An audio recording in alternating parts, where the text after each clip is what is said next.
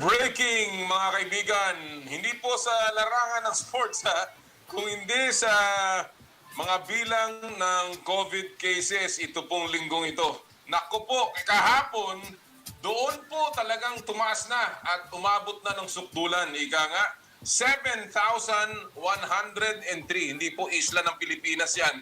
Kung hindi po yung numero ng mga kaso kahapon dito po sa ating bansa na mga COVID cases. Kaya po ngayon, medyo kasama na rin po bahagi ng ating precautionary measures. Tayo po nagbabalik muli sa ating pong work from home na pamamaraan ng pagtatanghal ng power and play. Pero kahit po tayo po nagmumula sa bahay, tuloy-tuloy po ang huntahan at balitaan sa inyong paboritong kasama sa agahan.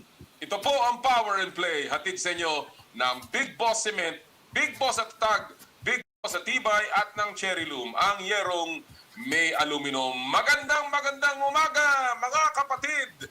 Ako po si Noli Iyala at kami po nangangamusta sa lahat ng mga nakikinig sa atin sa Radyo 5, 92.3, News FM, sa ating po mga suki sa 1PH on Signal TV at lahat po na nagla-livestream sa pamamagitan ng Facebook, ng Radyo 5, ng 1PH, at of course ng Power and Play with Com Noli Iyala and sa Noli Iyala YouTube channel. Naku, tayo po'y isang damakmak na naman ng mga kwentuhan ngayong araw pong ito dahil sa dami ng mga developments na nangyayari muli sa mundo ng palakasan. Mamaya po sa ating second hour, makakahuntahan po natin ang bagong hirang na head coach ng Shine Elastopainters. Walang iba kundi si Coach Chris Gavina. Very interesting discussion. Ito pong si Coach Chris is a very intelligent person at mamaya po ay aming ilalabas yung aming naging usapan kay Coach Chris Gavina. Mamaya din po makakausap natin ang mga papasok na ng Premier Volleyball League. Parte ng Perlas Spikers, ang mga volleybells na sila Nicole Tiamzon, Jem Ferrer at ang kanilang co-team owner na si Charo Santos na miyembro din ng board ng Philippine National Volleyball Federation Incorporated. Mamaya po yan sa second hour. At ating po mamaya susubukan makausap live ang POC President. Nangako po sa atin si Pangulong Congressman Abraham Bambol Tolentino na ating pong makakausap siya mamaya at ating pong kakamustahin ang kanyang termino. 4 months into his new term as President of the POC, kamusta ba ang Philippine Olympic Committee? And ang isa pa nating sorpresa, kung yung pong naturalization ay uso sa basketball, well, ganyan din po nangyayari sa football o soccer at yung pong kanilang kandidato na malapit nang maging Filipino naturalized soccer player ng ating bansa, si Bienvenido Maran ay ating punding inabutan.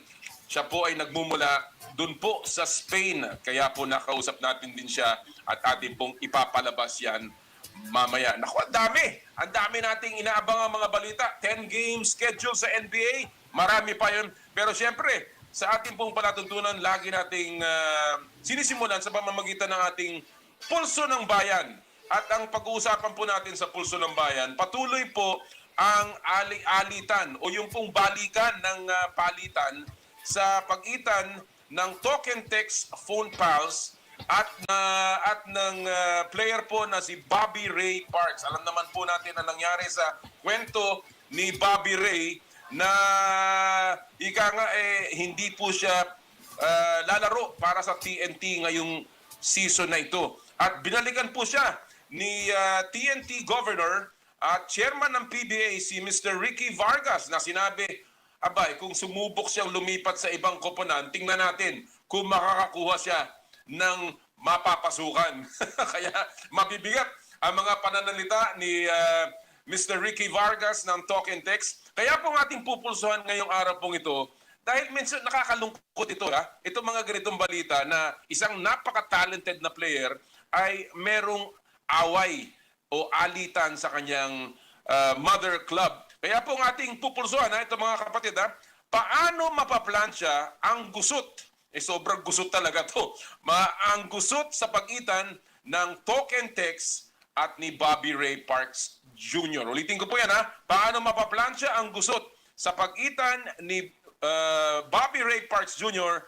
at ng talk and text Tropang Giga. Kung gusto niyo pong makilahok sa ating huntahan, mag-text lamang sa ating hotline 0949-691 or rather, 691-4956 o di kaya sa ating Facebook page, Power and Play with Com Noli Iyala o sa Radyo 5 92.3 News FM at sa 1PH. Doon po, mag-post lamang ng inyong mga komentaryo. Alright, at this mga kaibigan, atin pong balikan muna ang mga kaganapan sa mundo ng palakasan ngayon sa ating headline sports highlights. Linggo, nanguna si Joshua Bunson sa 2021 PBA Draft matapos siyang kunin ng Terra Firma Jeep with the #1 pick. Noong Lunes, one step away from naturalization na sina Angelo Kwame at Bienvenido Maran dahil aprobado na sa Senado ang mga panukala na magsasabatas ng kanilang pagka-Pinoy. Noong Martes, nag-rant sa Facebook si Irish Magno. Anya, 2 buwan na raw delayed ang kanyang allowance. Mabuti naman at na-resolve na raw ang issue at na-release na raw ang allowance ng mga atleta.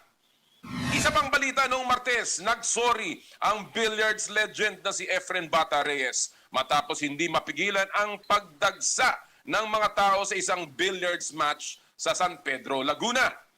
Noong Huwebes, MPBL Finals na at tabla na ang serye sa pagitan ng San Juan Knights at Davao Occidental Tigers matapos sungkitin ng San Juan ang Game 2 win. Mamayang hapon gaganapin ang kanilang Game 3. At kahapon Biyernes, opisyal na nakapasok sa Olimpiada ang 2 pang Pinoy na boksingero na sina Nesty Petesio at Carlo Paalam. Naku, ang dami pong pinag-uusapan sa mundo ng palakasan. Yan po ang ating headline sports highlights. Wow! Of course, tinututukan din po natin ang kampanya ni Yuka Saso na makabasag po dun sa 100 million yen. My goodness! Kung siya po ay papalarin dito sa kanyang pinakahuling laro sa Japan, yung pong tinatawag na T-Point Enyon Golf in Kagashima, Japan. Sa kasalukuyan po, si Yuka Saso is in 63rd position, 8 shots behind sa leader po in the second round. At this point, mga kaibigan, syempre, ang ating gustong unang kausapin sa ating palatuntunan ay ang mga kaibigan natin sa sports media.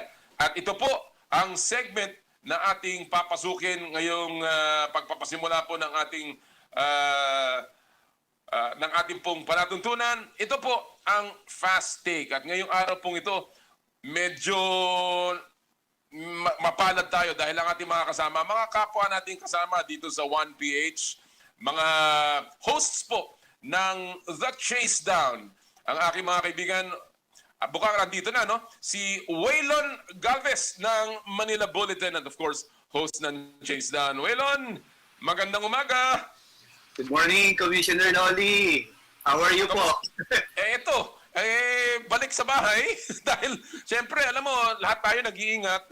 Bagamat gusto natin mapagsilbihin ang ating mga manonood. Siyempre, kailangan unahin natin ang ating kalusugan. Kayo ba? Kamusta mamaya ang show? Buka bang sa bahay din ang remote natin mamaya?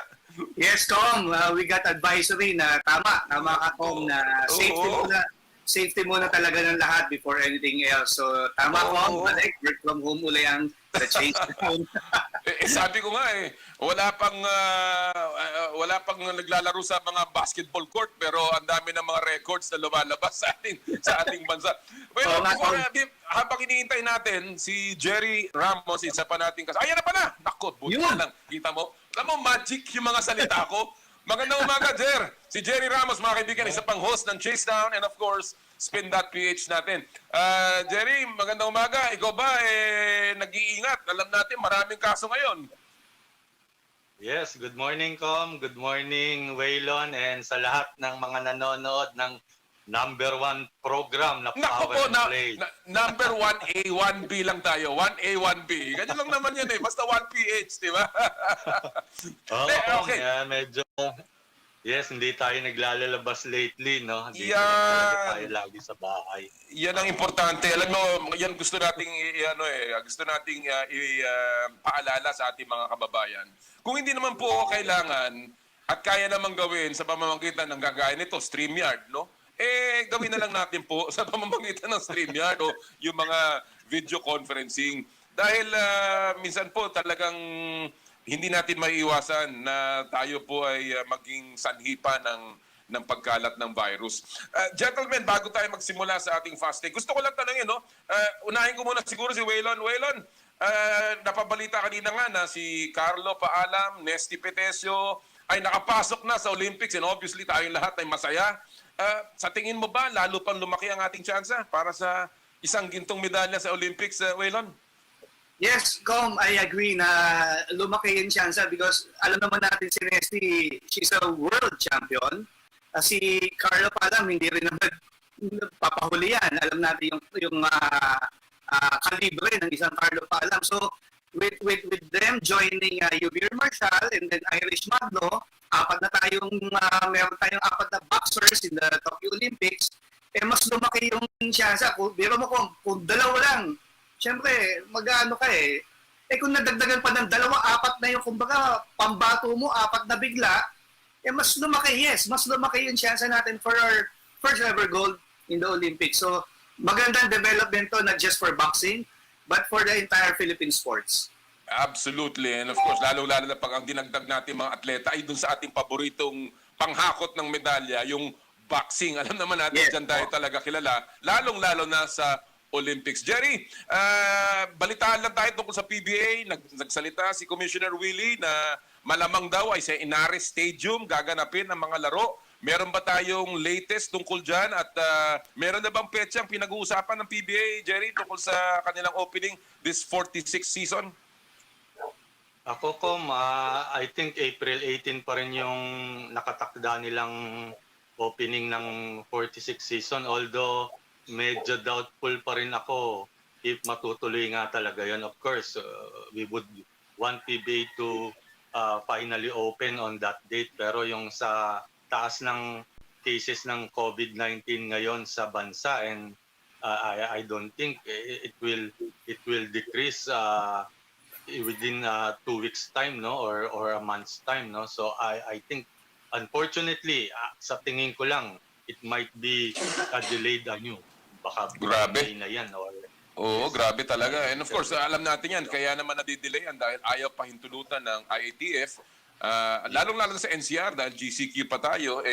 Although yung Inares nasa Antipolo yan, wala sa NCR, pero still, pagka nga tumaas ang mga kaso, malamang mahagip din ang mga nasa katabi ng NCR. Kaya sana magdasal na nga lang tayo dahil miss na rin natin ang aksyon. Lalong-lalo na dahil maraming mga bagong muka.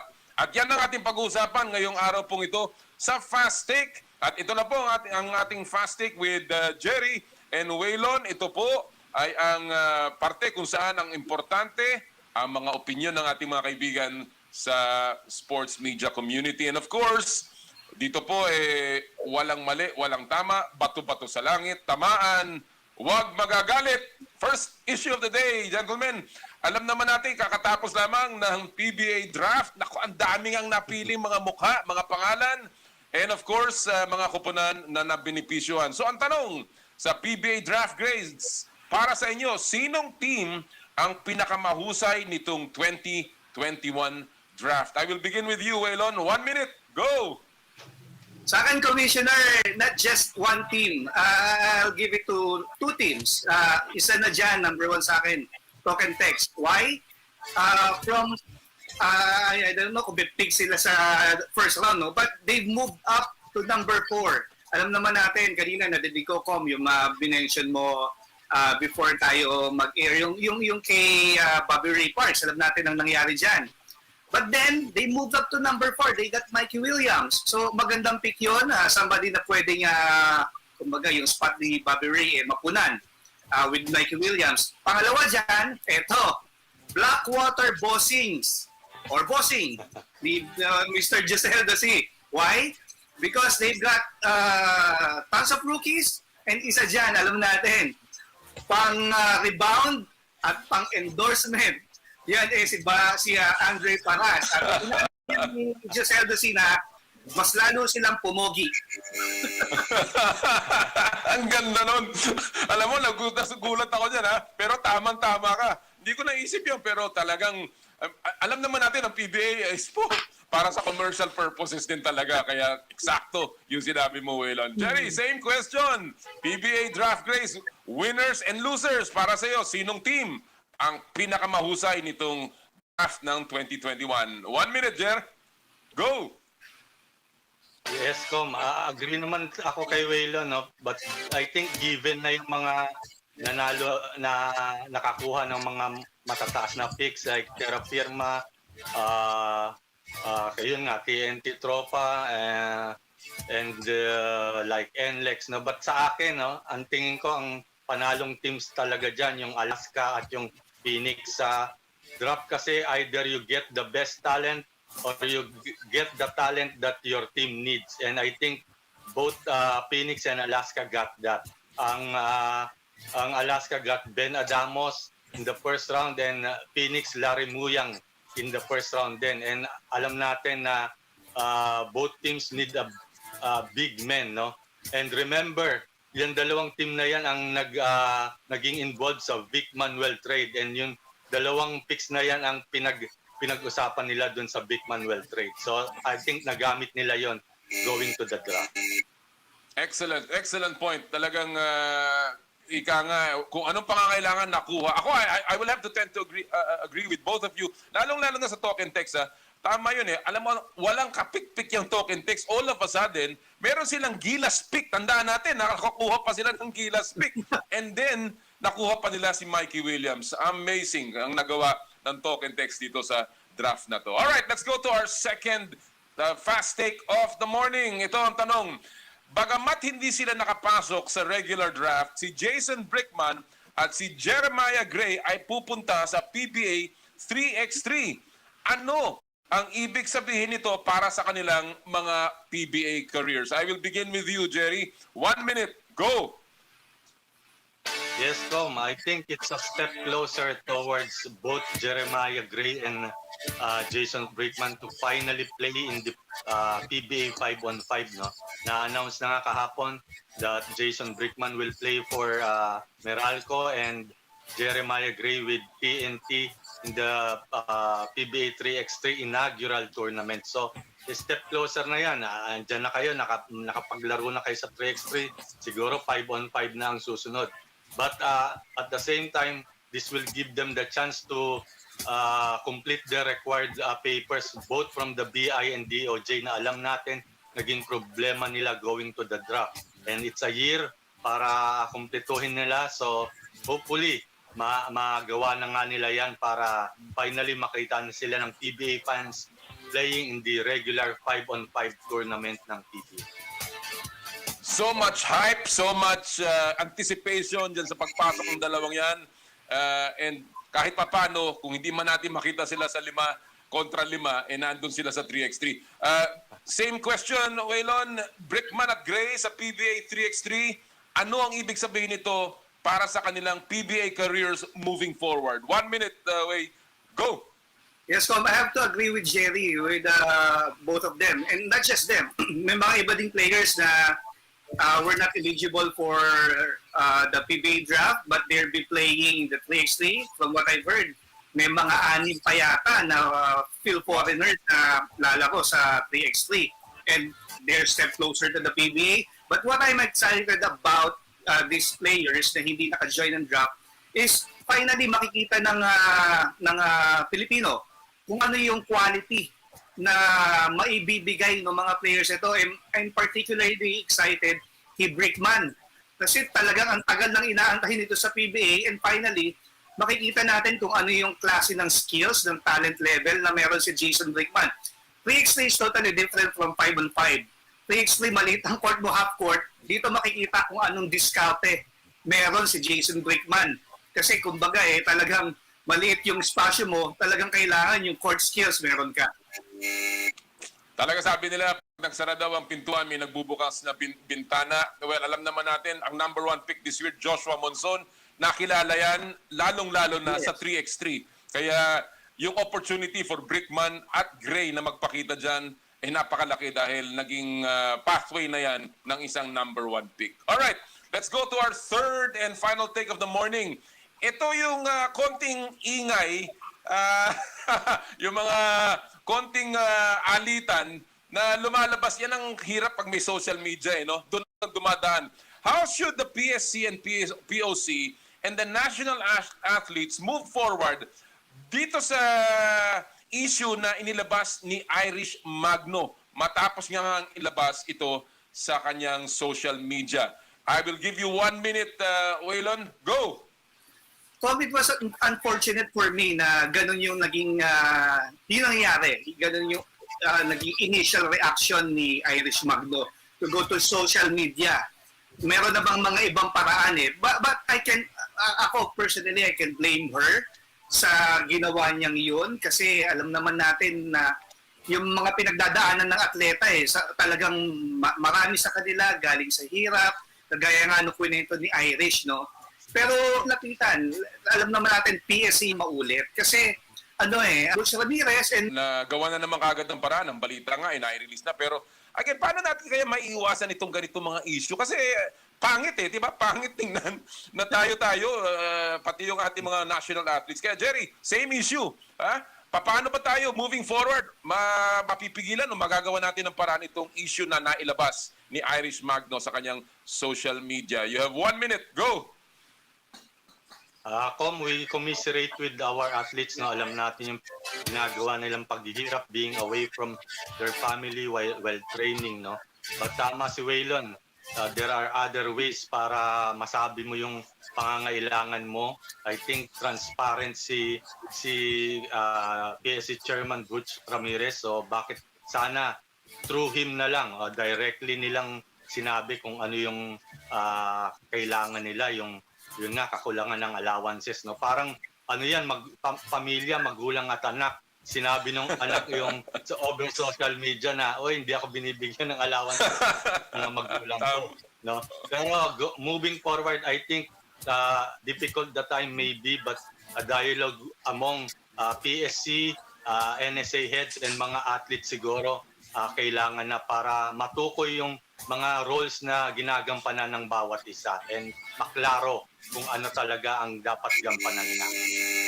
Alam mo, maganda yung sinabi ni Heidelin Diaz na naiintindihan niya lahat ng parte. Alam niya yung parte ng atleta, alam niya yung parte ng PSC. Lalong-lalo na sa panahon ng pandemya at alam naman natin na nagbibigay ng pondo sa PSC ay ang PAGCOR na ngayon ay nakahalos nakasara mga kasino. So, mahina din ang pinagkakakitaan. So, lahat siguro tayo dapat talaga mag-intindi. And this is not new. In fairness naman kay Irish, alam mo si EJ Obiena, na-interview natin dito sa programang ito. At nasabi na niya yan dito, even before lumabas yung kay Irish, na siya na yung nag-a-advance ng kanyang panggastos mula sa kanyang mga private sponsors. Pinapa-reimburse na lamang niya sa PSC. Although nagpapasalamat yung bata. So, maybe that is the way to do it, no? Yung konting usapan at sana nga ay magkaroon na ng kapayapaan bago tayo tumungtong sa Tokyo Olympics. Gentlemen, before I let you go, ano ba ang mangyayari sa chase down mamaya, Waylon? Sino ating mga guests?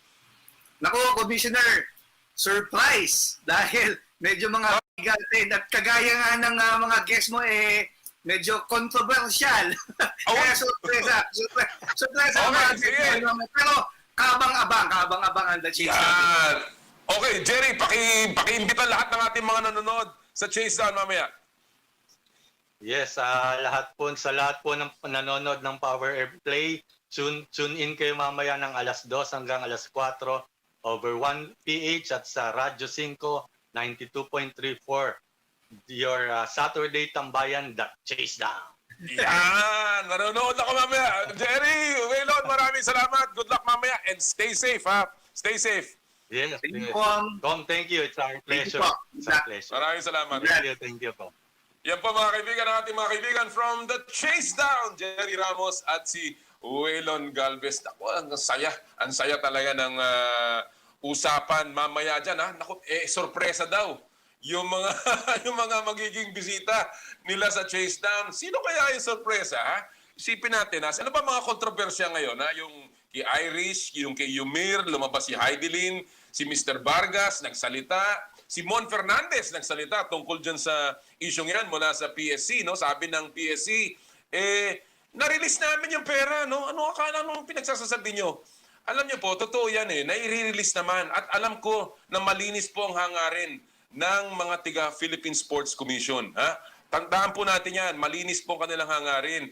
Kilala natin po si Chairman Butch Ramirez na lahat po ng bagay ay mahirap ngayon.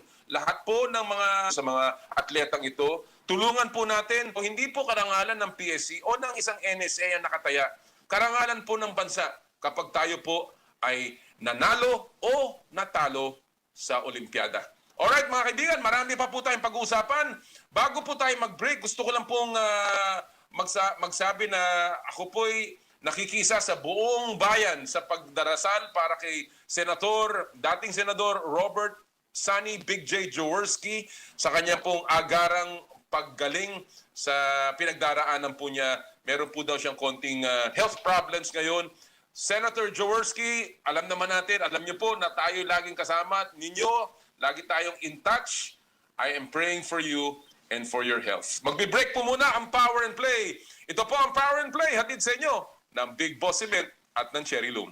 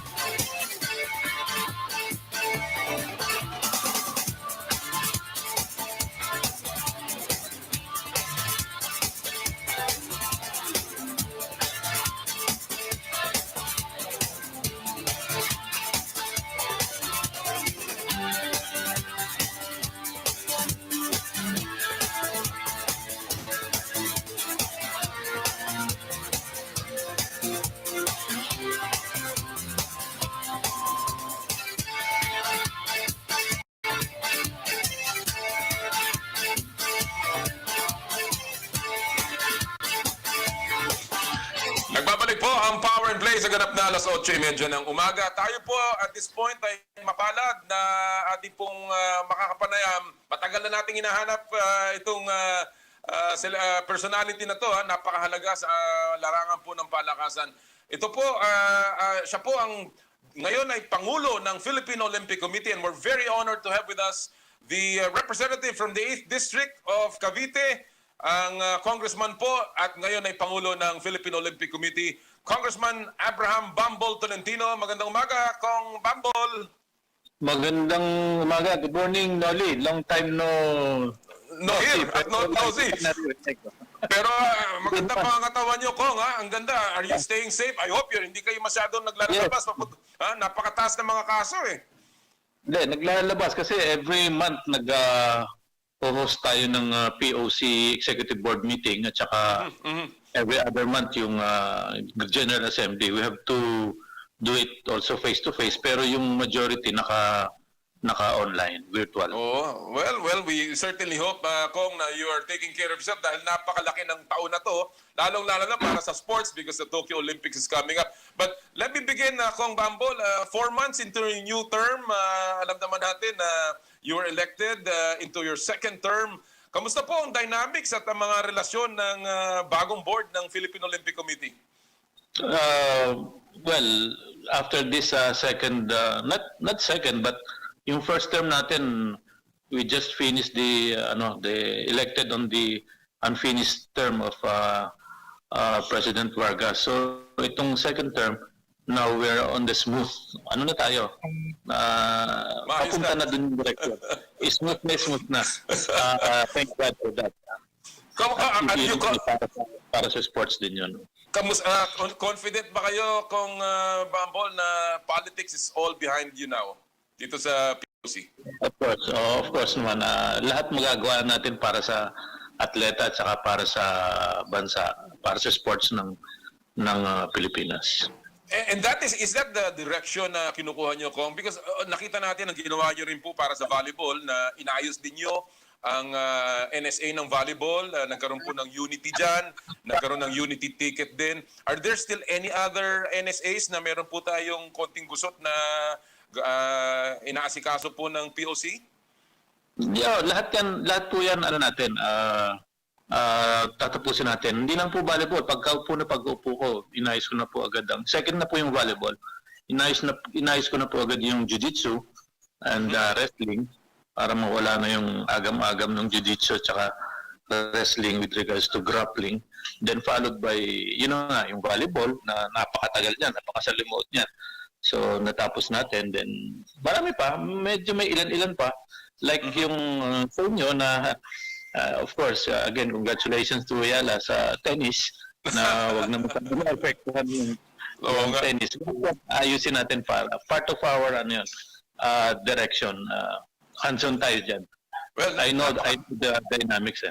Napakahalaga nga po talaga ng pagkakaisa sa sports at nakikita natin yan because it really produces a lot of positive results para sa ating mga atleta pag nagkakaisa mga leaders po natin ng mga sports. Kong, it's a big year para sa buong mundo tungkol sa Olympics. Alam natin na postpone last year and this year itutuloy na ang Tokyo Olympics. Just a very quick question. Alam natin tumataas pa rin po ang mga kaso. Meron pa rin pong konting agam-agam sa bansang Hapon tungkol sa pagtatanghal ng Olympics. But from the perspective of the POC, tuloy na po ang Tokyo Olympics. Wala na pong sa tingin yung makakaabala at makakaantala sa presumption po or ang pagtatanghal ng Tokyo Olympics this year. Yes, Noli, sumusunod lang tayo sa guidance ng IOC. So, basing it from the announcement of IOC, talagang tuloy na yan. Meron lang konting, siguro, they will announce by April kung talagang magkakaroon pa ng foreign spectators or what. Nag-aapila ata yung mga direct, mga relatives, magulang, ng mga athletes kung they can still watch kasi nga naman the ultimate dream the athlete Olympic. Mabigat din kung wala yung mga mahal mo sa buhay na mapanood. Even cameramans nga hindi pwede kasi they will be using the built-in in-house of AP, so doon na lang tatap. Maraming maraming pagbabago.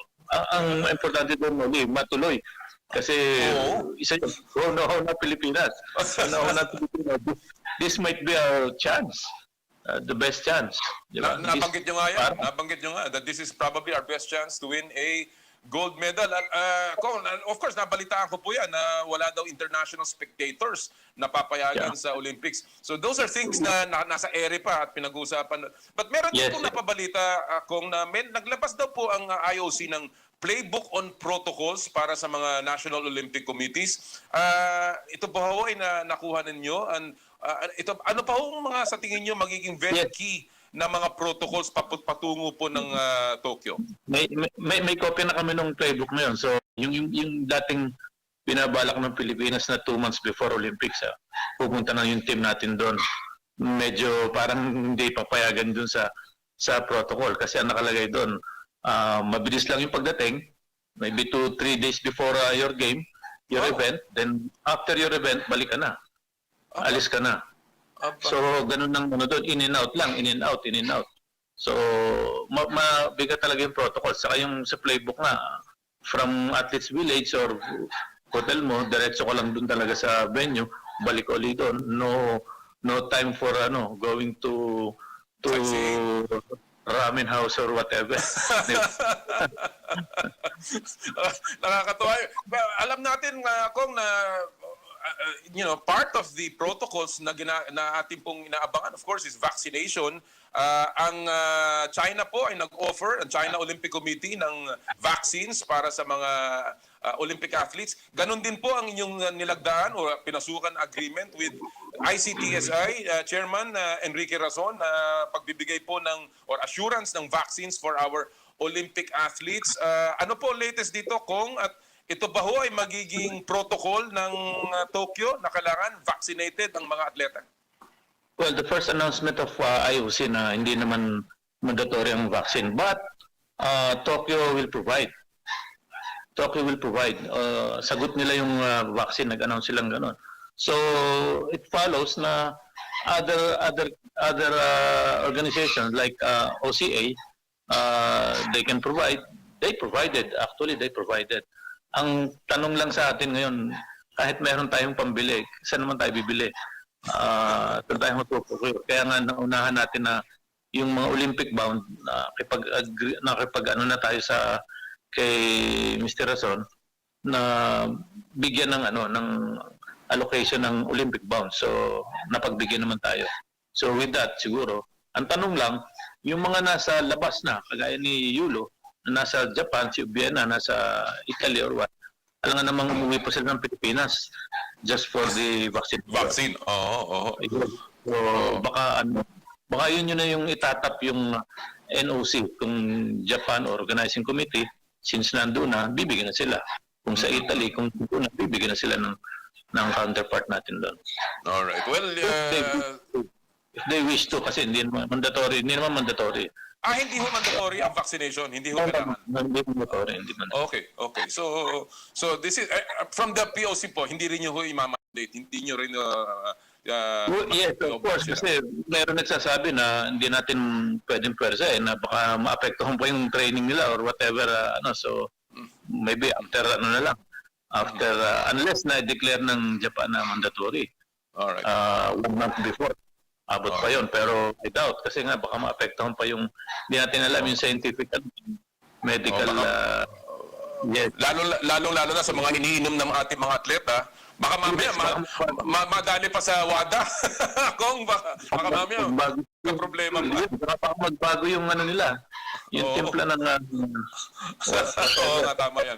Well, kung nadagdagan ng ating mga atleta sa Olympics with the 2 boxers, si Nesty Petesio at saka si Carlo Paalam, ano po ang reaction ninyo? Does this bring us closer? And ilan pa po ini-expect ninyong may dadagdag natin sa ating delegation? So we have 6 na. 4 boxers, Obiena and Yulo. Okay? So, yung kasing napadagdag na 2 bago, very good kasi na-cancel na yung mga qualification, scheduled qualification. So, based on ranking na lang. So, ang sigurado dyan pa, kung ganun ang sigurado, of course, si Heidelin. Heidelin, meron pang isang qualifying sa Uzbekistan. Ang kailangan lang, magpa-register siya, pumunta lang, kumata lang dito sa hig. I'm here. Qualified siya. Okay. with that. Okay. Magdalene Didal sa skateboard, malapit na rin yon. Yung 3 golfers natin, dalawang babae, si Yuka, si Pagdanganan, at saka si yung lalaki, it might, di ba? Okay. Kasi rankings lang, tataas din. Opo. Kung yun ang babasit, hindi na gumagalaw yung just continue playing. Yun na yun. Kung top 16, nasa range na sila ng top 60. Right. 40 plus. Actually, 20 seconds si Yuka at saka 40 seconds Yes. si Yes. Kaya ano yun, malapit-lapit na rin yun. So, athletics, meron pang ganon. Marami pa, rowing. Meron pang 5 mga nasa labas natin, nasa Turkey ngayon ng karate, tapos sa judo, palabas na rin. Yan, mga, hindi natin masabi, weightlifting, may dagdag pa rin yan. So, meron pa. All in all, I think less than 80 pa yung lalabas for qualifying. Alright. So, baka pa doon, makasungkit pa tayo doon. Aside from the wild card. Well, you've already been on, nasa record na kayo, Kong, saying that this is our best chance to win a gold medal. Doon po sa mga binabanggit natin mga atleta, where do you think is the most possible na makakuha po tayo ng gintong medalya? Well, God willing, minimum 1. Ganun na lang para conservative. Minimum 1. Ang sarap na ulit pakinggan nun. Kahit isa lang, masarap na pakinggan. It's the first, di ba? It's our first. So, minimum 1 na lang. Okay yan. Kung, pagtahan ko lang yung mga atletas, we're speaking about the athletes, of course, nagkaroon po ng konting palitan, nagkaroon po ng konting gusot nang naglabas si Irish Magno ng kanyang hinaing. Diyan po sa social media, sinundan ni Yumir Marshall. Nakausap ko rin si EJ Obiena tungkol dyan at sabi nga niya, ina-advance niya ang kanyang mga gastos at medyo nahuhuli. Yeah. Ano ho reaction niyo dito, Kong, sa mga nilalabas ng ating mga atleta? Sa akin, simple lang yun. Normal lang yun sa mga atleta natin. Siyempre, naghahanap din sila. But, veteranong mga atleta na sila. So, I think my best term here is patience na lang. We have to understand also the government. On the government side, medyo malalim to. Hindi lang po PSC ang naghahabol sa fundings. Okay? Pati pambili natin ng bakuna, naghahabol tayo sa fundings. Hindi naman yan lahat available na eh. Naglo-loan pa nga tayo for the vaccine na naka-ready ng mga loans natin. So, with that premise, ako kasi naiintindihan ko from government side and private side na hindi ganun kadali nga ngayon sa panahon ng pandemic, hindi ganun kadali yung availability, yung cold or whatever, yung liquidity ng isang agency dahil naghihikaos ng ang economy natin. So, pasensya lang. Patience lang. Ano yan eh? What is due is due. Darating at darating yan. Ano lang ibang atleta natin na siguro naman na maintindihan yun. Pero we can still reach out with them. Naremedyo naman na daw ho ng Philippine Sports Commission. Yes. And of course, yung mga NSA nagsalita na rin tungkol dyan. Kung I have a few questions lang left. Number one, given the depth, the magnitude nito pong pandemic na to, alam naman natin po ang sports ay lagi nakasalalay sa grassroots development at yung talent search, no? Ano po ang ginagawa natin na ngayon ay wala naman ho tayong mga youth programs, hindi pwede yan dahil hindi pwedeng maglaro. Ano po ang plano ng POC dyan? Is it still just vaccination kung na iniisip ninyo? No. Meron po tayong ginagawa para makausbong o makalaro na uli ang amateur sports? We will start big. Of course, sa grassroots programs. Malapit na. Nasimula na actually. Naging batas na, nag-take off na. Kung maalala niyo yung National Academy Sports, magsisimula na yon. Pag nagsimula na yon, that will be a big control. Parang ano yun eh, parang model UP style na scholars yung mga athletes natin na potential athletes, no? From all over the nation. So doon papasok yon. Aside from that very big project, of course, all NSA will still proceed with the grassroots development program, or else mauubusan tayo ng ano. Mauubusan ng talent. Diba? Mauubusan tayo ng bench. Kaya dapat ma-inspire pa natin yung mga bata. Alright. Ma-inspire pa natin yung mga kabataan para, uy, eto na, naka-gold na, eto na, ganun pala yun. Uy, di ba? Oo, sa incentives, di ba? Tama. Diba? As my final question, alam ko na busy kayo kaya hindi ko na kayo masyadong magagambalain. You ran on a platform of reform and accountability at yun din naman po ang hiniling ng ating mga sports leaders.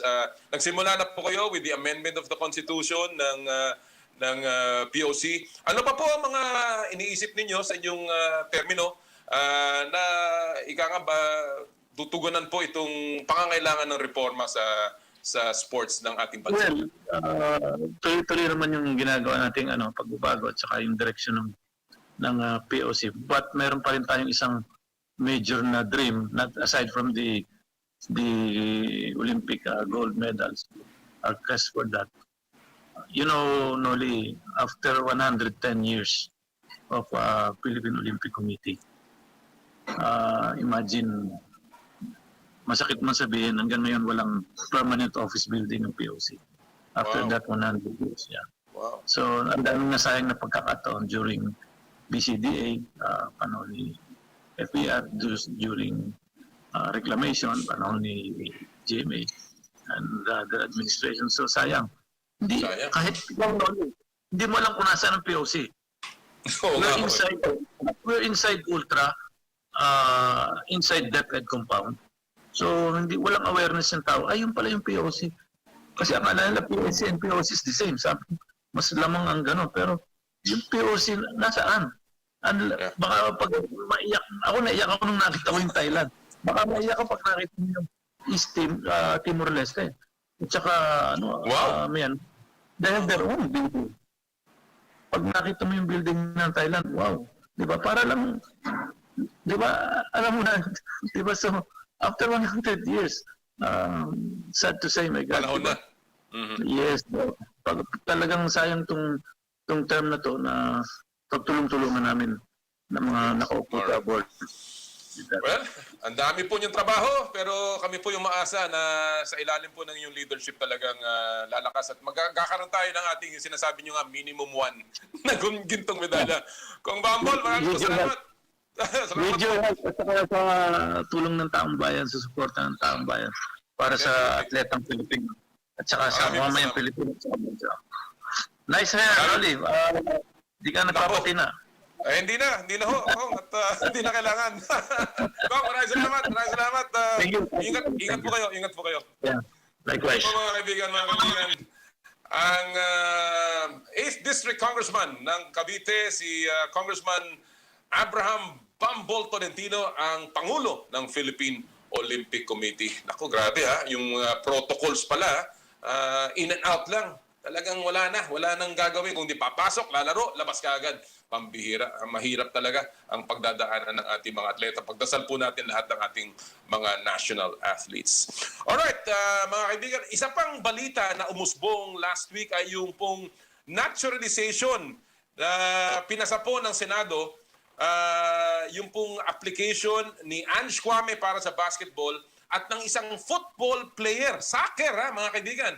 Ito pong si Bienvenido Maran na galing sa Spain, naglalaro sa United City FC at siya po ang leading scorer ng AFC para sa Pilipinas, mga kaibigan. At ngayon po ay malapit na siyang maging naturalized Filipino citizen. Inabutan po natin si Bienve Maran kagabi mula sa kanyang bahay sa Espanya. Ito po ang ating naging panayam with Bienvenido Maran. Congratulations are already in order. The bill of naturalization passed the Philippine Senate 23-0. In football, that would be a massacre. But in naturalization in the Senate, that is a fantastic score. 23-0, no opposition. What is your reaction to the Senate passing the bill? For me, this is something special, no? I'm so happy for this case, no? I was fighting a lot during these 6 years not only to be Filipino, no, just to be the better team in the Philippines, to be the better team in Southeast Asia. And I think when you work very hard, the reward is, no. So this happened to me, during this 6 year, I worked a lot, and now with this naturalization, the reward is back. I'm so happy. I'm very grateful to the Congress, to the Senate, because it's not easy to do it for one person, especially to a football player, right now in the Philippines. But I'm very grateful to them. They value my work, my job. I cannot be more happy. I cannot wait to travel there, to get my passport, to be one more Filipino, and do everything as a Filipino. What was the reaction of your family back there in Spain? First of all, did you consult them about your plan to become a Filipino naturalized citizen? And what was the reaction now that you have actually gotten it already? Yeah, they was waiting like me, if I'm happy, they are happy. So during this time, I was talking with them about the possibility to be a Filipino, They were afraid because they thought if I get the Filipino passport, I have to give up my Spanish passport. So they say, oh, you go to the Philippines, you cannot come back here to Spain to visit us. I say, no, it's a dual citizenship. So right now, they are even more happy than me because this is a very big step for me, not only in my life, also in my career in football. Here to play, a lot of year to enjoy. To become Filipino, that means that you will play for a national team. This is something special in football, It's something that the biggest stage that you can reach is play with the national team. Now I have the chance. I'm happy, and my family more happy than me. Talking about your family, you were born in Spain. You grew up in Cadiz, based on your biography. But from what I've read, your grandfather had links to the Philippines when he actually traveled to Western Visayas. Can you tell us a little bit about that, Bian?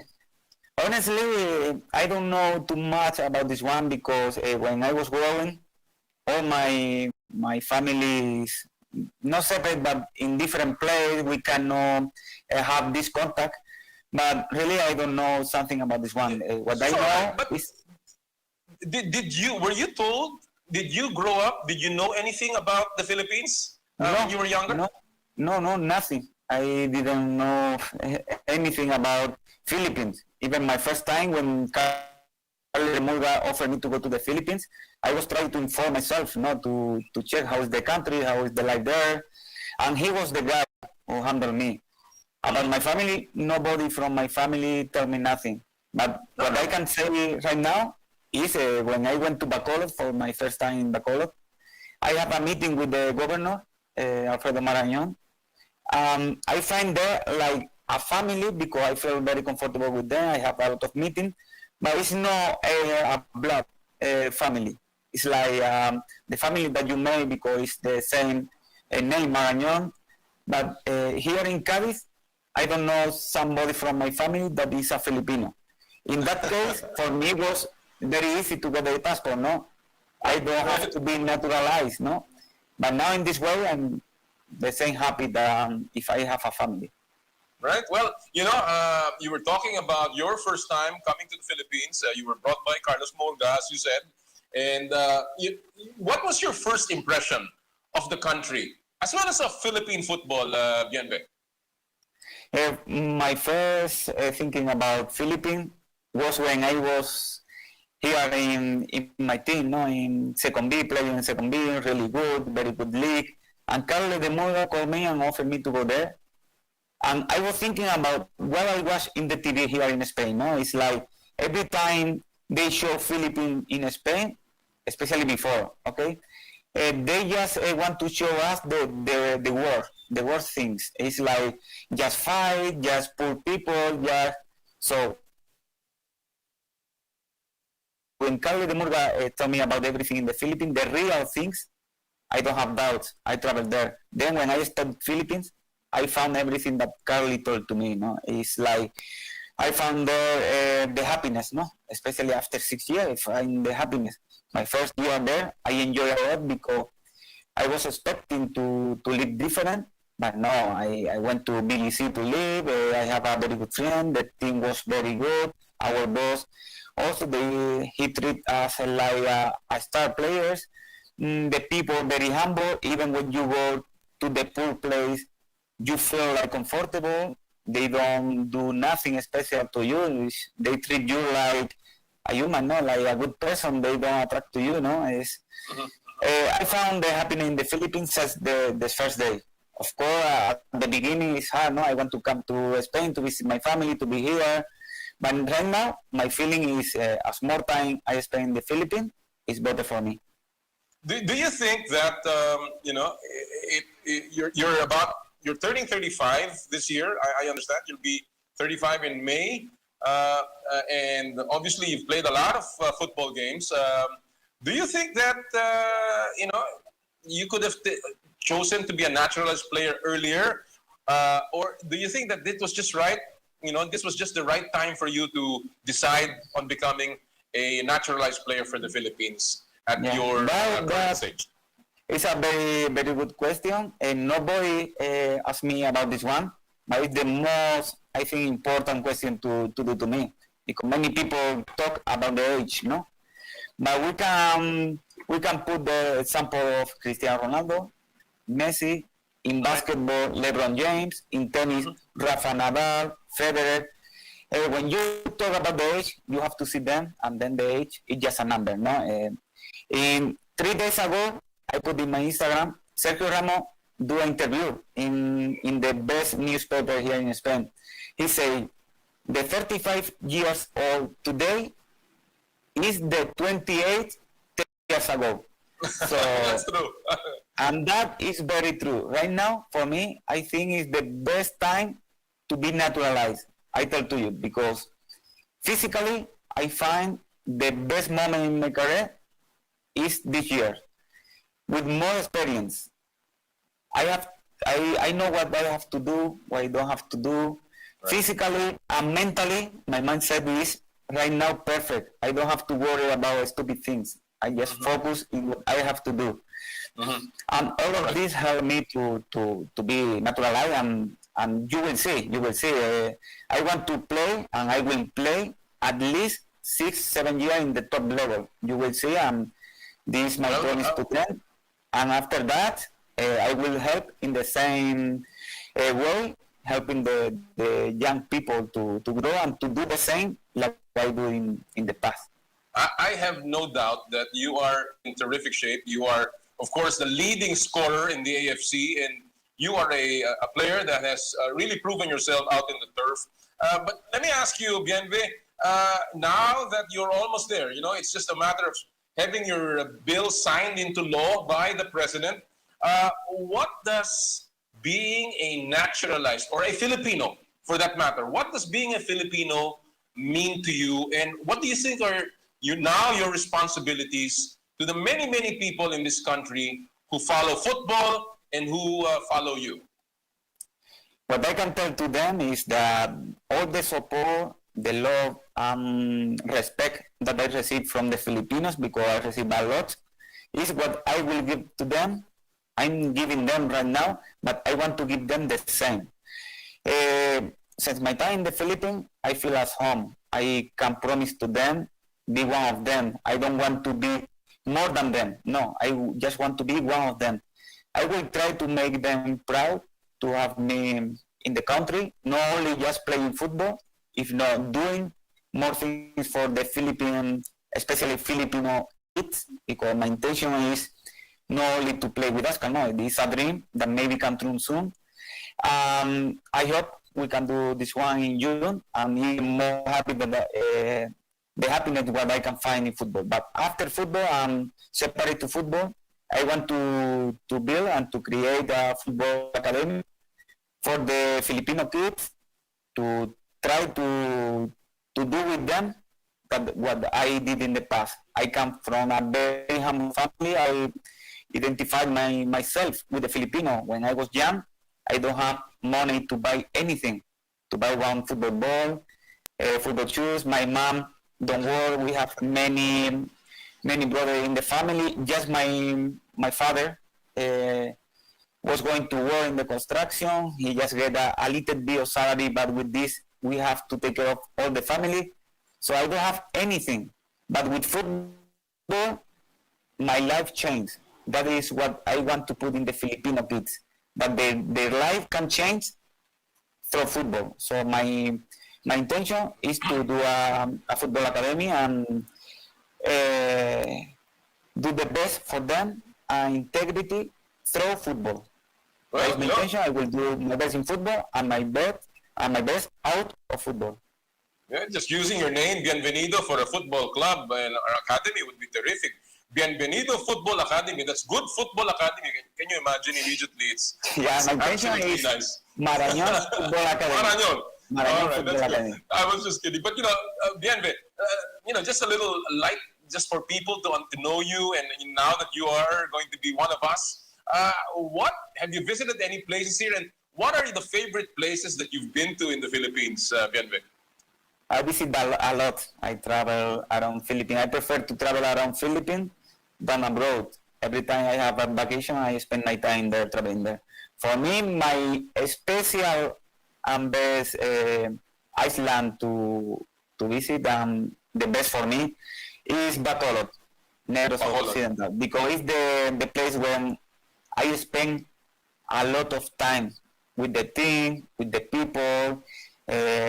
For me, the most special and the best one for me is Bacolod. Then after that, of course, I like El Nido. I love El Nido because it's the paradise, no? It's something special. Boracay, Bohol, Cebu, I can tell to you all of this because all of the islands. Yeah. You're an island man. You're an island man. Yeah, of course. I in Spain, I used to live in Cadiz, in my city. We are living around the sea, so I love the sea. Any favorite food that you eat in the Philippines? Yeah, chicken tinola. I love chicken tinola. Oh, and chicken tinola you know is my that chicken tinola is the favorite of Senator Manny Pacquiao? Yeah. Wow, the same. Wow. Wow, that's really good. Really good. Really good. All right. I love. I'm sure you will be experiencing more as you really settle down and take up the life here in the Philippines. You have been awarded the PFL Golden Boot back in 2020. You are, as I said, you are a PFL champion. You are the all-time leading scorer of the AFC. Is there anything else that you wish to achieve in your career now that you will be playing in the Philippines as a naturalized player and for the Philippine Ascals? Yeah, of course. My target right now is play with Ascal and score goal with them. For me, that I can change everything that I have and what I did in the past just to score goal with Ascals. For me, this is something special that maybe I can do in the future. So this is my dream. Only just to play with Ascal for me is a dream. I can buy quiet, but if I can score goal with them, that is my intention because I go with them to score goal. I don't go there just to go and stay with them. I go there to score many goals. Right. And if I do it, for me, it's my target. Do you think that the Philippines can become a football power in this part of the world? Do you think that we have the tools, we have the players, we have the program to become a real contender in Asia? Yeah, I think right now football in the Philippines is growing.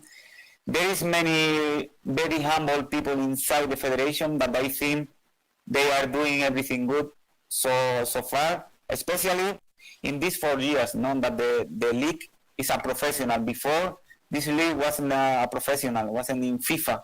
Right now, since they are in FIFA, they are growing year by year. I think in the few coming years, I think football in the Philippines can be not similar to basketball because basketball right now is on top and is too much different.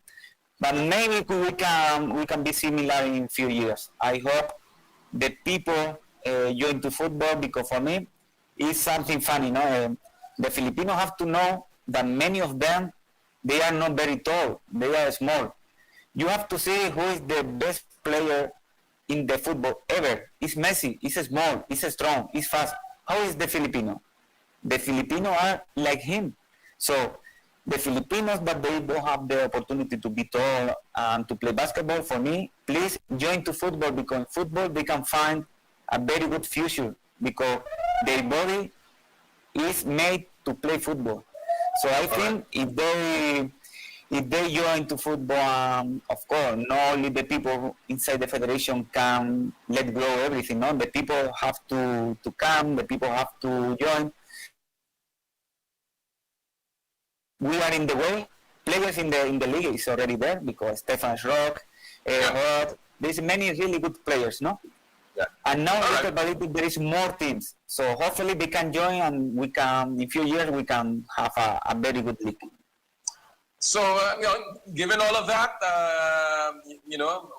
things are still not getting any better here, but obviously the PFL is looking to restart somehow this year. What are your plans, Bienve? When do you plan to come back, and how do you want to celebrate being a naturalized Filipino finally? Yeah, my plan to go there is as soon as I get the visa, because right now I have to travel like a foreigner because still my passport is have to wait for 1 month to become allowed. After I have the visa, I go right away. Right now with the restriction in the Philippines, hard to travel, but after this become too low, I'm a Filipino, I can travel, so as soon as I can get it, I will travel. I'm very excited, I cannot wait to go there. I'm nervous already here. I cannot wait. I'm turning here with my former team before go to the Philippines because I want to arrive fit. But I cannot wait. I want to be in the Philippines. I want to be there. Well, we can't wait. We can't wait to see you on the turf. We can't wait to see you in uniform. And as a final parting shot, Bienve, just a simple question. Are you proud to be Filipino? Yeah, of course. I'm very proud to be Filipino. I stay in the Philippines. All the people who know me, they know already how I love Philippines. Hopefully I can do it soon. Hopefully this month is going fast. I can get my passport. I can get my picture here with my passport, my Filipino passport, and I can feel one of them because this is my dream. And hopefully this is soon. And certainly, we hope that dream and that plan of yours becomes reality very, very soon. Bienve, it was great talking to you. I wish you all the best. I wish to see you in the Philippines. Let's share a chicken tinola sometime. And Yes, certainly, we can meet there. I will be there to watch you in your games. Muchas gracias. Maraming salamat, Bienve. Maraming salamat. Thank you for having me here. You know, it's my pleasure every time I stay here for you guys. Every time you want to call me, just have to text. We are here again. So thank you for everything. Maraming salamat po. Yan po mga kaibigan, si Bienvenido Maran yun, ang ating pong Filipino naturalized soccer player na sana po ay makapaglaro na para sa Philippines. Nice guy. Napaka simple. Masarap kausap. Alright, at this point mga kaibigan, gusto ko lang nga pa congratulating yung anak po ng aking kaibigan, si Bianca Ferris Mendoza, na ngayon po ay doktora na. Naku, pumasa ng medical board. Anak po ng aking kaibigan, si Dr. Bunny Mendoza. Congratulations, Bianca. Very proud of you. At kami po ay nakikisama sa iyong pamilya, sa iyong pagbate, sa iyong pagpasa ng medical board. Mahirap yan. At this point, mga kaibigan, balikan muna natin ang best moments natin sa kasaysayan ng palakasan this week in sports history. March 19, 1995, 26 years ago, nagbalik mula sa kanyang unang retirement ang itinuturing na the greatest of all time sa larangan ng basketball, si Michael Jordan. 2 taon bago ang araw na yan, nag-retire si Jordan mula sa NBA at nag-baseball sa kabila ng 3 sunod-sunod na championships. Sa kanyang unang laro matapos ang maikling retirement, matatandaan na number 45 ang sinuot ni Jordan at hindi ang number 23. Umiskor siya ng 19 points sa laro niya kontra sa Indiana Pacers. Yun nga lang, natalo ang Chicago Bulls sa score na 103-96. Michael Jordan's first comeback this week in sports history. Alam natin ang nangyari dyan, ha? After that, 5 games later, umiskor si Michael Jordan 50 plus points. Ganyan po kagaling yung mamang yan. Marami tayong gusto pasalamatan at ito pong oras na to gusto nating samantalahin ng pagkakataon para magpasalamat sa mga nagtataguyod at sumusuporta po sa ating programang Power and Play. Una po dyan, of course, ang Big Boss Cement. Big Boss sa tatag, Big Boss sa tibay. Nandito na ang Big Boss Cement. Di basta matitibag. Approved sa kalikasan at sobrang abot kaya. Big Boss Cement is the first eco-friendly cement company in the Philippines. First and only cement that is produced with low to 0% of high carbon footprint materials. Big Boss Cement, Big Boss sa tatag, Big Boss sa tibay. Maraming salamat po kay Engineer Gilbert Cruz, ang kanilang presidente at chief company innovator. Marami din po salamat sa Cherry Loom, ang yerong may aluminum. Sa ganitong pabago-bago ang panahon, mga kapatid, sobrang init, tapos biglang uulan. Kailangan natin ng matibay at protektadong bubong. Dapat ang bubong ay yerong may aluminum. Kapag may aluminum, tiyak na pang matagalan. At isa lang ang alam kong dekalidad na yerong may aluminum. Yan ang Cherry Loom, tibay protektado sa pangmatagalang yero. Cherry Loom, ang yerong may aluminum. Marami po salamat sa ating kaibigang si pareng Elmer Ngo ng Cherry Loom. Katuwang din po natin ang Elms Resto Bar Group, home of fried eating. Elms na meron pong branches sa Elms Tapas and Winery located sa Cali Bistro, Commonwealth, Quezon City at sa Elms Grill and Bar sa Poblacion, Makati. Pwede po kayong tumawag sa mga mobile number 0977-157-0499, 0966-854-4048 or visit their FB at IG pages at Elms Resto Bar Group para sa reservations and inquiries. Marami din po salamat, of course, sa Joyride, ang bago ninyong kasundo. Dahil ayaw naming nahihirapan ka, book Joyride Motorcycle Taxi now and experience hassle-free commute. Dapat, kapag delivery naman, Joyride ang gamitin, bagsak presyo pero hindi ang serbisyo. Joyride is now on its lowest rates ever. Download the latest Joyride and Happy Move app. Marami din po salamat sa Makisagot Professional, your school of makeup artistry, the official makeup of Power and Play. And of course, thank you to Skin, your face and body anti-aging center with branches at Wilson Street, San Juan City and Alabang Town Center sa Muntinlupa City. We provide Indiba Tissue Regeneration Procedure, Mesotherapy, Maximus Tri-Lipo, and many more to take care of your body needs. For inquiries, please call 0917-890-1640 or 0977-809-8886. Maraming pong salamat sa lahat sa inyo at sa lahat po ng mga nakikinig sa atin ngayon. Bago po ako mag-break, gusto ko lang pong magparating ng isang pakikiramay sa isa po sa mga may-ari po at namumuno ng Big Boss Cement, ang pamilya po ni Mr. Henry C. Jr. sa pagpanaw po ng kanilang anak na si Jan C. Kami po ay lubos na nakikiramay mula sa pamilya ng Power and Play, sa akin pong personal na pamilya, kay Mr. Big Boy C. At kami rin po ay nakikiramay sa fiancé ni Jan C. si Jack Cruz. Again, our deepest and sincerest condolences. Magbe-break po muna ang Power and Play sa aming pagbabalik. Volleyball ang usapan at basketball. Tuloy-tuloy po ang Power and Play hatid sa inyo ng Big Boss Cement at ng Cherry Loom.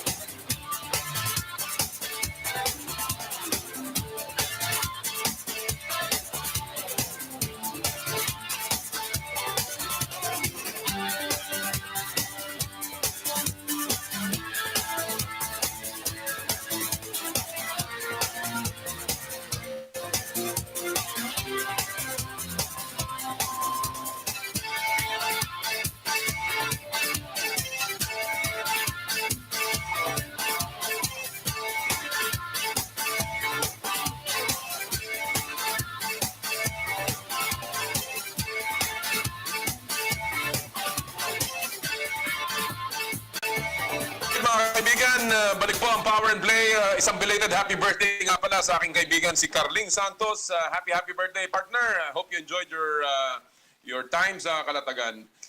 At this point, alam niyo po, kanina usapang soccer, football, ngayon naman volleyball. Ganyan tayo sa Power and Play. Hindi pwedeng isa lang ang ating pag-usapan. Lahat po ng sports welcome dito po sa Power and Play. Ngayon naman, usapang volleyball. Nung isang araw, inabutan po natin ang mga tiga Perlas Spikers na ngayon po ay papasok na sa Premier Volleyball League. Ito po ang ating panayam with Nicole Tiamzon, Jem Ferrer at si Charo Soriano. Dati kang player, but now you are owner of Perlas Spikers. Ayaw mo ng Nicole at si Jem? Ano ba ang story dyan? If my body and my age there with me, I would play definitely with Nicole and Jem. I miss playing with them, and they're very good players. I learn a lot with them also, and they keep me young. What else can I ask for, diba? Jem, you played with Charo.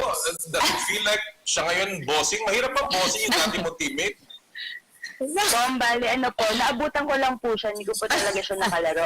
Hindi. Naging teammates po kami before sa ibang team, and then ngayon, siya na yung bossing namin. Not bossing. I serve them.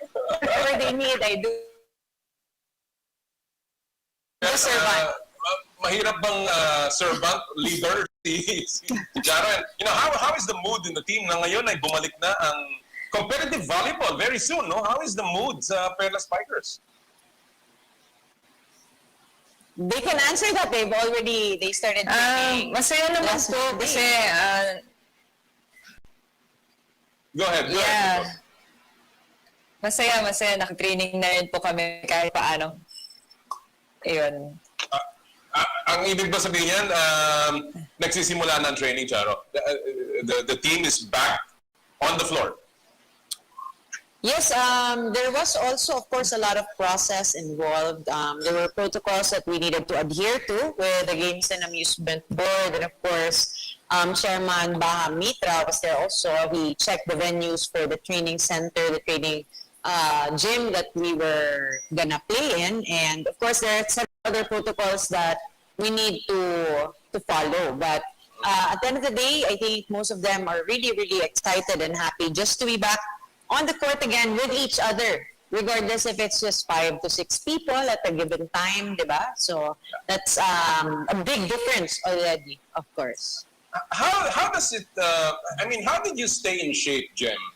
Alam natin na matagal na wala ang volleyball, more than a year, and also because kung hindi pa nag-pro ang PVL, hindi mapapahintulutan yan, you will not be allowed to play. Alam natin yan, and that's why the PSL, had suffered a setback. But how did you stay in shape during this pandemic? And do you think this will affect your game pagdating ng conference niyo?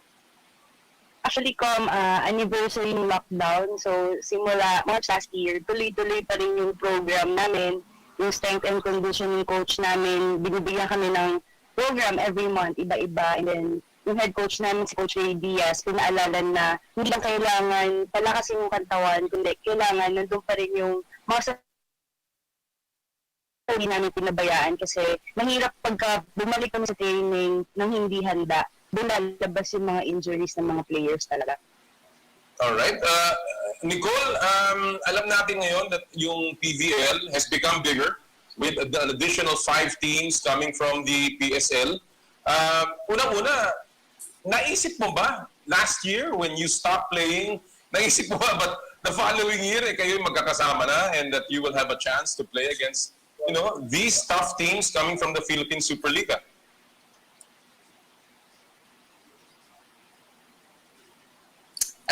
It was unexpected din kasi for sure may other plans din sa PSL, but then this is very exciting and we're very blessed din na meron na rin na liga na ganito na sama-sama na kami. I want to get mas insight. magiging challenging to for every teams na magko-compete ngayon sa PBL. True, totoo yan. Talagang iba na ang competition and I want to get that insight mula kay Charo. No? Being a team owner, obviously, you were in the inner workings nitong pagpapalaki ng Premier Volleyball League. Were the teams consulted? Did you have a say in all of these decisions na ipasok ang mga taga-PSL? I can say that we were consulted several times also by Sports Vision and the PBL whether to turn pro or not. And we weighed a lot in terms of the pros and cons also of the decision of being a professional league and also being professional club teams already. There are a lot of benefits that will also change, and I think more importantly, it gives more stability po kasi sa lahat ng stakeholders of Philippine volleyball, and that includes not only the players, the coaches, and the club teams, but more so the officials, the referees. There's a lot more professionalism that will happen in the sport. And although we're just starting from the onset po, we know that GAB and PVL and the rest of the teams are here to also talk and do town hall meetings as to how to really make this sport more stable and sustainable for athletes. I think that's the end goal at the end of the day po. So yeah, we were consulted. We did not also know po na the PSL teams will join right away, but we're very much excited, and talagang I think the players mentioned na challenge din talaga sila when they heard the news. Alam mo, Charo, before I ask the two players here, pero alam natin pa nagiging pro, and I ran the PBA, and alam natin na maraming gastos na dumadaan dyan, lalong lumalaki ang gastos. Ang ibig ba sabihin nito, mas malalaki ng ang sweldo nito mga player mo? Hinihingi ba ng raise to mga to? No, sir. In terms of the players naman po, I think more than the race, they're actually really just happy that we're able to. Right. Yeah, it's a blessing already to be back, and it's a blessing already for an athlete to still have teams and to still have a league to play in. That alone is a feat in itself po. So it's monumental for this to happen. And we work on ourselves rin talaga, the physicality and the readiness. And obviously, this is a job, this is career, Yes. so malaking bagay ito para kay Yes. Jem and Nicole. Jem, Yes. let me ask you, ngayon na may mga papasok na mga bagong players, mga nagbabalik na mga teams, may mga kilala kayo dyan, mga nakalaban ninyo during your collegiate days, during in other leagues. Now, magkakasama na kayo sa PVL. Which team are you most looking forward to among the PSL teams na sasama na ngayon ay makakalaban ninyo sa PVL? Sa tingin ko, excited kami makatawag itong F2 ulit. Kasi itong F2 Logistics, composed of LaSalle players, and galing kaming Ateneo. So parang gusto ko ulit na ma-experience kung ano yung laro talaga ng LaSalle. Kasi matagal din namin silang hindi nakalaro eh. Parang may halong ano yun talagang rival. Hindi naman po. Nakakamiss lang kasi. Makakamiss lang. True. That's true. Alam mo, iba pa rin yung Sobrang challenging talaga. Talaga, correct. Nicole, what about you? Are there any particular players na you are excited to face again after a long time na hindi kayo nagsasama sa isang liga?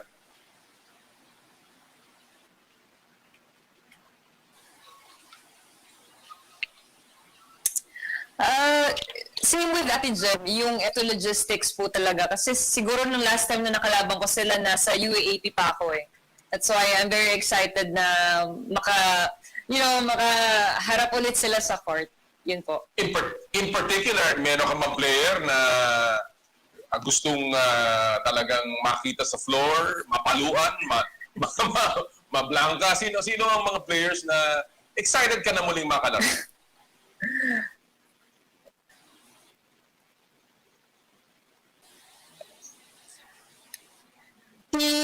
Sila Mika Reyes, sila Agang, saka sila Kalay Mao, yung mga hindi ko pa nakakalaro po ever since. Wow. That is going to be really interesting. And I'm really looking forward to it dahil alam naman natin yung level ng play ninyo sa PVL and yung level ng PSL, pag pinagsama nyo yung mga dominant teams like yours and like F2 Logistics, it is a war, and it's just so exciting. Now, Charo, I know that the Perlas Spikers are still looking for a breakthrough championship.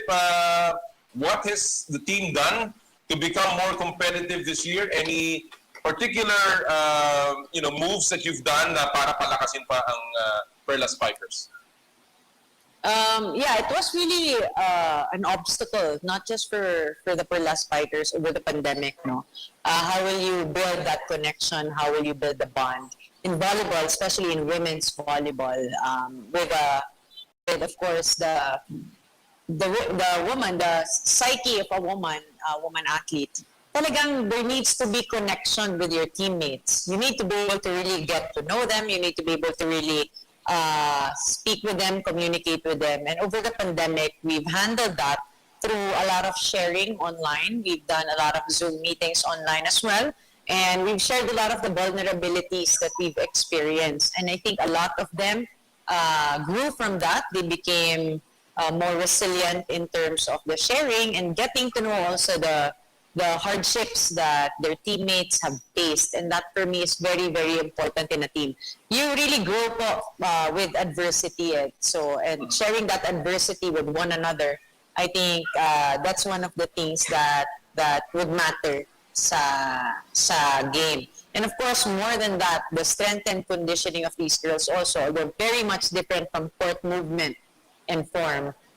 We have made sure that they're also in shape. That's very much important. Not only physically, but mentally, emotionally as well. So just being there for one another, building their bond as sisters, that's something that I would want to reflect inside the court. Yun ang problema talaga with this pandemic. A lot of things have, a lot of the habits nasira and, the time together on the court. But remember, the PVL conference will be played in a bubble, di ba, Charo? It will be played in a bubble in Calamba. Yes, sir. That was the initial plan. There wasn't any announcement as to any changes or whatsoever. The initial plan is still a bubble. It's the safest, and it's the recommendation also of the Games and Amusement Board. So we are preparing for that. Alam mo, I've spoken to a lot of PBA teams, a lot of PBA players and coaches, and I want to address this to Jem. Yung sinasabi ni Charo na, very important ang connection ninyo, ang chemistry in the team. When the PBA had its bubble, a lot of the coaches said, I had so much fun being around my players, and of course the teammates, together living for over 40 days inside the Clark, in the Clark bubble ng PBA. Are you looking forward to staying in a bubble with Charo and with Nicole and the rest of the team?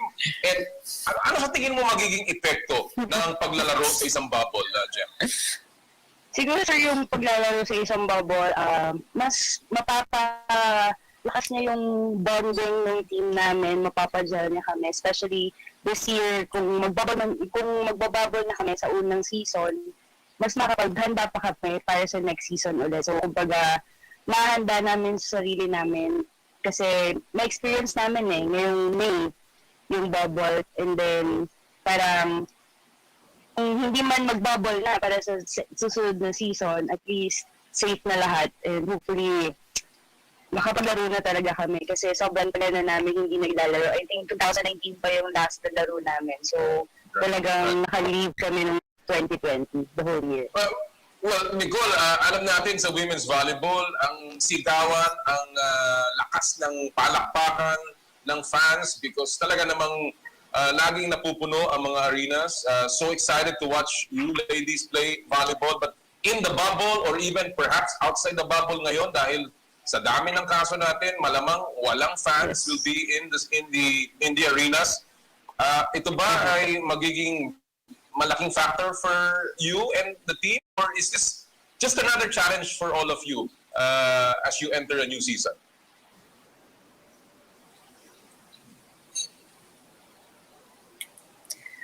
Siguro po sa una maninibago yung mga players kasi usually yung presence din kasi ng mga nanonood nakakadagdag din yun sa adrenaline with the pressures of the player. And we need to get used to it kasi nga the current situation mahirap talaga na ng totoong petition pa. So kailangan namin mag-adjust din. And we need to focus more in our team talaga, with our teammates, with our plays, and everything. All right. Like I mentioned to you, Charo, kanina, you have not, you've had third place finishes sa PBL.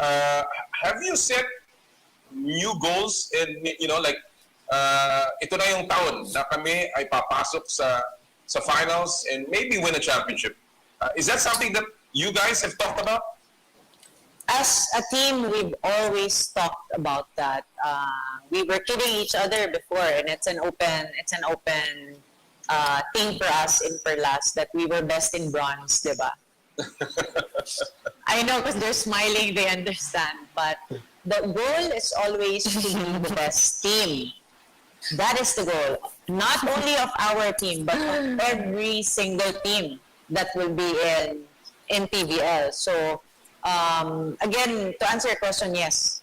Yun po yung goal talaga namin, to reach for a higher stake this coming PBL. And with more challenges, I think it's gonna be an even better story and an even better, challenge for these girls, the players and the whole team, to just give their best and perform their best. And of course, there has to be a buy-in from Nicole, Jem, and the rest of the team yan sa goal na yan. Let me segue a little bit and focus on Charo here for a while because you are a member of the newly formed PNVFI, the Unified Volleyball Federation of the Philippines. And of course, congratulations to you, Charo. You're new in this thing. It will be your first time serving in a federation. And so far, how has it been? What do you like about the new organization, the structure, and the leadership of PNVFI? From the onset, what I really liked is that in PNVFI, we were able to really set aside our differences and really focus on a common goal, a vision of everybody in the Philippine volleyball community to be better and to be able to really make a mark in the international arena. So I know and it's an open secret, there have been a lot of disputes between and amongst volleyball federations from before. And I believe that this federation has values that I believe in as well. And some of those values include inclusivity and accountability and transparency. Those things for me are very much important talaga. And under the leadership of Sir Tat Suzara, I've also felt that. We've done several commissions. There were commissions already that were formed focusing on the different aspects of the sport, the growth and development of the sport. And I would also like to mention that Nicole Tiamzon and her Spike and Serve Philippines, they're also under the development commission so I mean, that's an epitome already of inclusivity. There are also other commissions that were formed, such as the Beach Volleyball Commission, which I'm also the chairman of, and there's other commissions such as the Events Commission, there's the Athletes Commission headed by Eliza Valdez, there's the Referees Commission. So all these commissions come together and really talk about the landscape of Philippine volleyball, which I think kailangan po natin malaman eh. That's the most important thing. We have to know where we are so we can set a goal and we figure out how to build the gap between our goal and where we are now. Just very quickly, Charo, you mentioned about beach volleyball and obviously yan ang isang area that you are, you're in charge of. Very quickly, anong plano ng federation for beach volleyball? Will there be tournaments this year as well? Again, alam ko na naglaro na kayo in Subic. Will you be following that up again? Yes, sir. For beach volleyball, I think it's more doable. It's outdoor. There are less people involved also. And there are already events in the world that have already started for FIVB and ABC. With the Philippines, we have to take extra precautionary measures because of what's been happening. We have to be really sensitive about that. But in terms of the plans in the next few months, of course, we would want to make our own bubble tournaments in the provincial areas as well.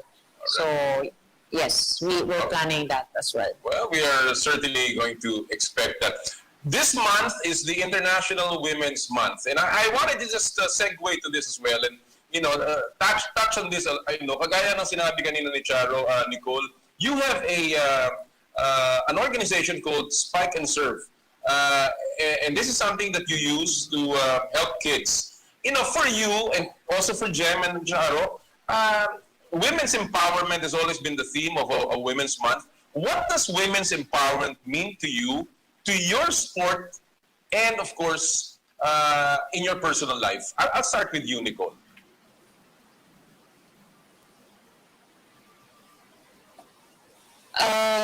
For me, Women's Month is very important because parang ito yung month talaga that you're trying to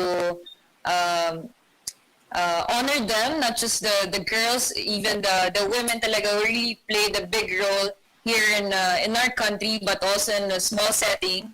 And it's very important also that the women are very aware that they're really playing an important role also in the society.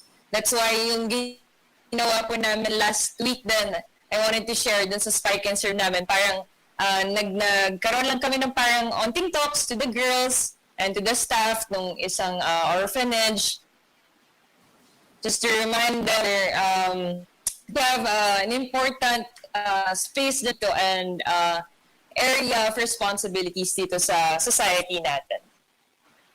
All right. Jem, anong ibig sabihin ng women's empowerment for you and your personal life, and of course, to the sport that you love? Siguro for me, to the sport I love, women's empowerment is to prove that hindi lang lalaki ang makakalaro. Kumbaga kasi kailangan natin i-break yung stereotype na saying that only men can play. So, during lockdown, ang dami namin ginagawa, tuloy-tuloy yung mga program namin sa sport namin, and also aside from inspiring other players na magpatuloy pa rin sa mga home workouts, sa mga programs na ginagawa sa bahay para hindi mawala yung kondisyon sa paglalaro. Nagkaroon pa rin kami ng mga ibang paraan para makatulong sa mga kapwa nating may mga pinagdadaanan ngayong cases. Kumbaga, we had donation drives before, and then we did volleyball community gives back care of volleyball players na talagang nagtulong-tulong kami para matulungan hindi lang yung mga players na nangailangan, kundi mga referees din na talagang bumubuo nitong volleyball community para may iangat yung sport dito sa Pilipinas. Well, truly, volleyball is a platform na pwedeng gamitin para talaga makatulong and really to show the image of women's empowerment. I will end this interview, Charo, with you and, touching on women's empowerment, but at the same time, on the unity that has been achieved sa volleyball, along these lines of diversity, there is unity in diversities para sa inyo. You weave that together. Moving forward, what does this mean for Philippine volleyball as a whole? Well, I guess to touch upon the topic also of Philippine volleyball unification, it basically goes to the basic tenet and principle of life. It's really choices. We have our own choices, and I feel like as a woman, it becomes very empowering for us to be given choices and to be able to actually have options. And that's one of the things that I would want personally to have to give to the sport as well, not only to the players but also to the different stakeholders, the coaches, the referees, the officiating staff, the event organizers. It's very important for women to have options and to be given options to choose from. So as a woman, there's freedom of choice, and us living in the 21st century, I feel that's already something that should be the norm. There should be an equalized world, and there should be no gender disparity. So seeing Nicole doing her Spike and Serve, seeing Jem as our captain in Perlas Spikers, I'm surrounded by empowered women, inspired women who break the norms and who break barriers talaga. So yun po for me is one thing that we would want to push forward as women in society. And moving towards the unification of the volleyball community also, it's been a long time coming. A lot of people really prayed for it. And me personally, to be given a role as one of the 2 women in the board of directors of PNBF, I think it's our pledge and it's our responsibility to be able to make sure that the sport is safe for the women that are playing here, diba? So, yun po yung mga responsibilities namin. Well said. Powerful statements, unity, empowerment. Those.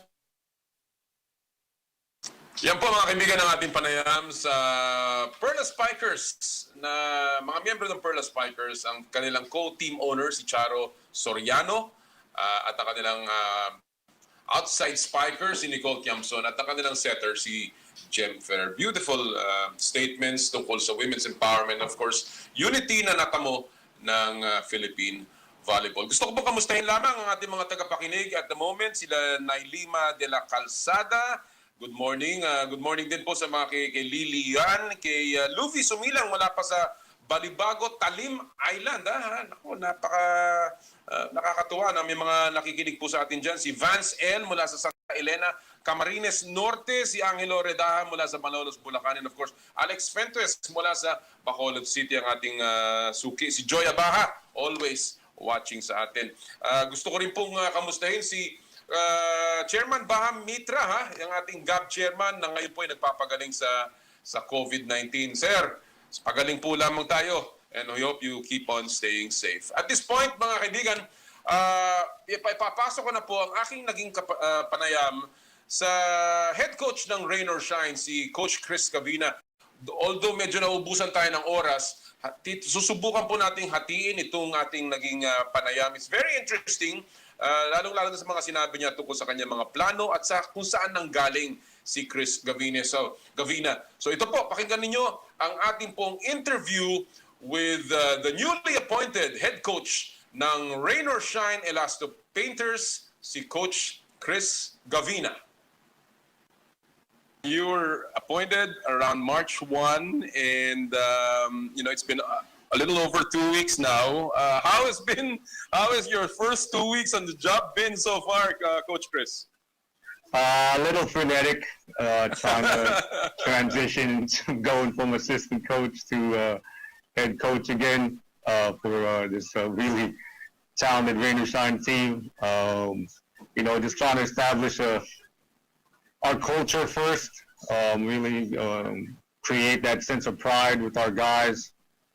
I think guys are starting to embrace what pride really means to us, where there's like a personal responsibility in delivering excellence day in and day out, on and off the court. So I've been happy. You have a great story to tell, and I've been reading through whatever is out there about you. You played in a small school back in New Jersey, and you became their second all-time leading scorer. And in fact, your jersey has been retired by that school. Was it always your dream to become a professional basketball player, Coach Chris?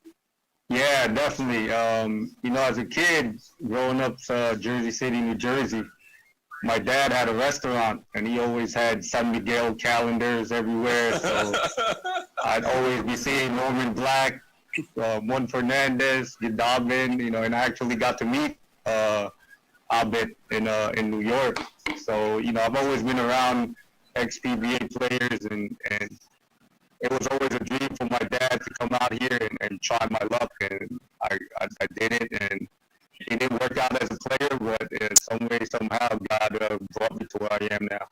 Well, I'm very lucky, talking about your playing days, one of, if not the only pro league that you were part of was League, which I founded back in 2000, and I believe that was around 2008, 2009.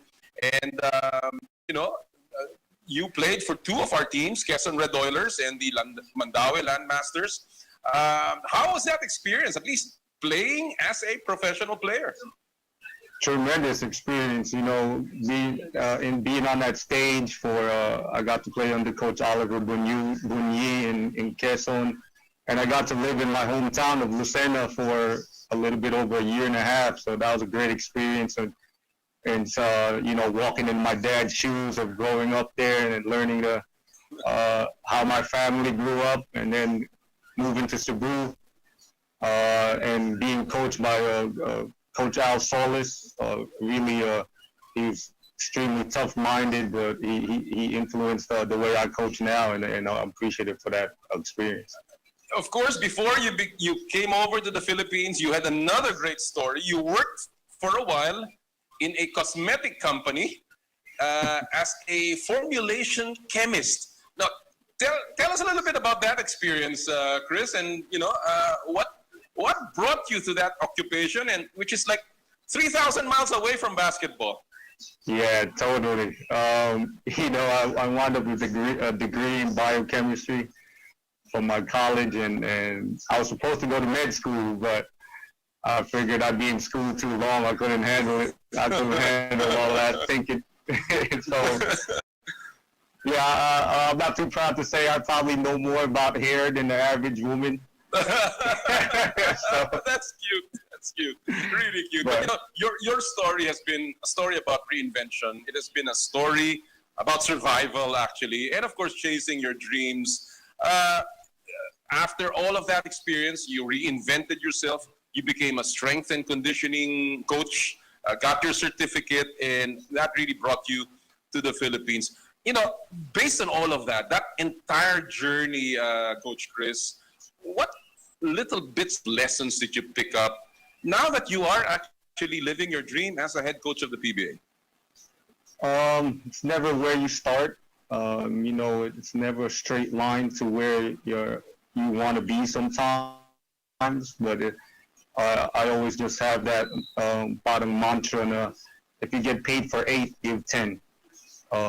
Do whatever necessary, or there is no over for me. Like overtime for me is regular work time. I'm always willing to work with any players any time of day or night, and you just got to kind of have that persevering spirit, whether or not you're where you're at, you're where you want to be or not. And obviously, growing up as a basketball fan, as somebody, as you said, you saw all those posters in your dad's resto. Can you tell us who were the biggest influence in your basketball career, your biggest idols as you were growing up and wanting to become a professional player? I always liked Jawab. My dad was a big Jawab fan. I think that's why my mindset of being defensive-minded and tough on my players comes from that level of experience. Those battles of those Hinebra Crispa days, my dad would show me games, and it was a war, and I kind of took on that mindset, and that's the way I played, and that's the way I brought it onto my coaching style. Well, I'm sure you'll be using the whiteboard, and you'll be shouting all those words that Coach Sunny used to say, this is you, and this is you. So, we'll be expecting that in the PBA, Coach Chris. But, now that you are the head coach of Rain or Shine, a team steeped with legacy, with a lot of, culture in that organization, you said that in an interview that you had that you were actually surprised by the decision of Rain or Shine when you were first informed of your new appointment. First of all, let me ask you, where were you when you got that information, and did you have any inkling that you were going to be the head coach this season? No, not at all. Considering I felt we were even being in a hard situation as the bubble, Coach Kaloy did a tremendous job of leading our team into the playoffs. We were one game away from being a number 2 seed, so it came at a shock because Coach Kaloy had called me and wanted to have a lunch, And, this was about a week before the draft, and we usually have our draft meetings. And I just thought we were talking about the draftees, and he comes and Coach Kaloy is kind of a joker sometimes. So he was like, hey, I resigned. And I was like, it's too early for April Fool's joke, Coach. That's really nice. So you really thought this was all a joke, and but Kaloy made mention of your appointment, and did he give any reason for it? And did he say that it was also because of his role in the Gilas Pilipinas program right now that forced the hand of management to appoint you as head coach? I think there might have been some influence to it, but he's making an extreme sacrifice for the country and helping in any way possible he can for the Gilas development. Right. In preparation for their upcoming tournaments, and really, the decision was made, and it was just kind of one of those things where I had to be able to think on the fly and be grateful for the appointment that was made at the time.